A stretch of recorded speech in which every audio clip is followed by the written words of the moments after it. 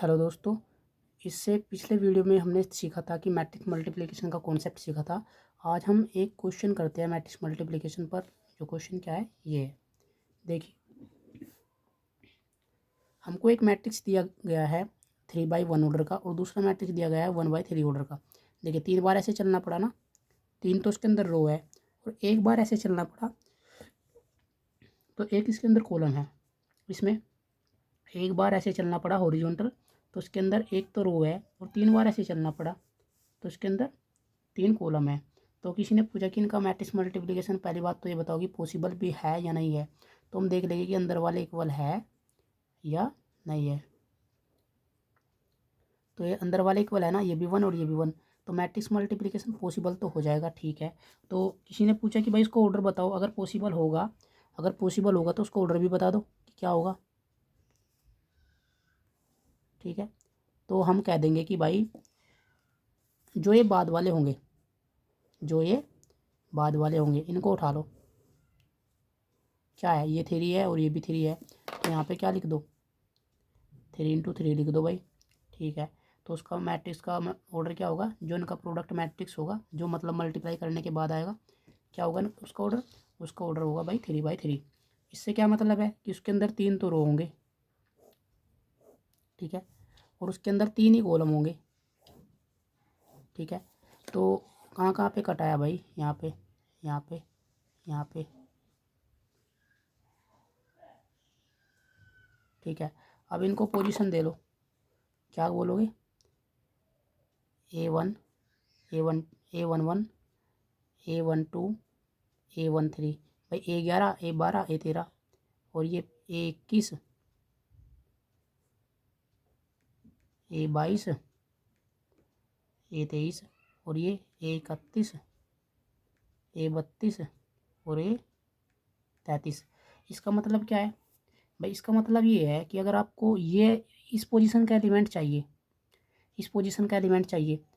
1 1 मतलब पहला रो और पहला कॉलम मल्टीप्लाई कर दो, ये एंट्री आपको मिल जाएगी।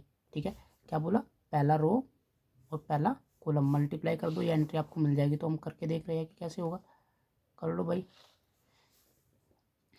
A11 कैसे आएगा,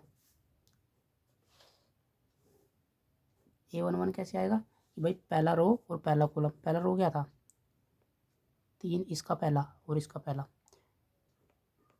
2 हो गया।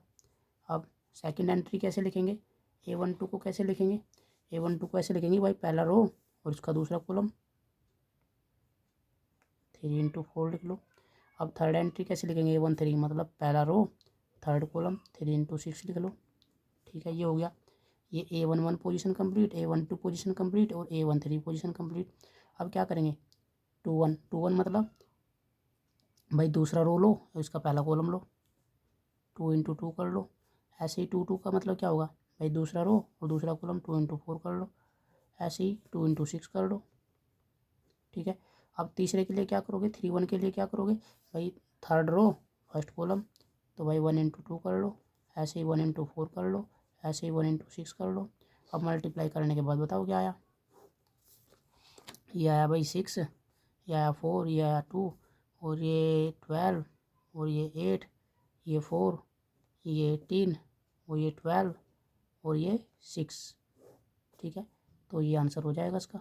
ठीक है, देख लो एक बार चेक करके, 3 2 × 6 और 2 2 × 4, 2 1 × 2, 3 12। ठीक है, ठीक है, ठीक है, ये भी ठीक है। ठीक है, ये समझ में आया क्या आपको। ठीक है, तो मेरा बस इतना कहना चाहता हूँ कि आपको बस क्या करना है कि पहले तो ये देख लो कि भाई मल्टीप्लिकेशन पॉसिबल भी है या नहीं है। पॉसिबल कैसे होगा, अगर ये अंदर वाले मैच कर जाए तब पॉसिबल होगा। और जो उनका रिजल्टेंट मैट्रिक्स, मतलब अगर पॉसिबल है तो कुछ रिजल्टेंट मैट्रिक्स भी बनेगा, प्रोडक्ट होने के बाद कुछ बनेगा। तो उसका ऑर्डर क्या होगा, उसका ऑर्डर भाई ये बाद वाले उठा लो, ये होगा। ठीक है, इसके बाद आपको ये रफ वर्क करके देखना है। क्या करना है कि भाई ऐसे करो कि 3/3 कैसे बनाओगे भाई, 3 रो होगी उसके अंदर, 3 बार ऐसे चलो और 3 कॉलम होगी, 3 बार ऐसे चलो। कहाँ कहाँ पे कटाया, यहाँ पे, यहाँ पे, यहाँ पे, यहाँ पे, यहाँ पे। ठीक है, इनको पोजीशन दे लो। पहला लाइन 11 से स्टार्ट होता है, दूसरा लाइन 21 से, तीसरा लाइन 31 से। अगर मान लो फोर्थ लाइन भी होता तो वो 41 से भी, अगर मान लो फिफ्थ लाइन भी होता तो वो 51 से, ऐसे ही करते करते चले जाते। ठीक है, और 11 12 13 21 22 23 और 31 32 33। ठीक है। अब मतलब इसका मतलब क्या है कि ये फर्स्ट एंट्री, ये सेकंड एंट्री, ये थर्ड एंट्री, मतलब जो मैट्रिक्स प्रोडक्ट मैट्रिक्स है उसकी first entry, second entry, third entry, fourth entry, fifth entry, six entry, seventh, eight, ninth, ठीक है। अब फर्स्ट फर्स्ट पोजीशन का एलिमेंट कैसे कंप्लीट होगा, 1 1 लिखा हुआ है ना, तो इसका पहला रो और इसका पहला कॉलम, वन देखो 1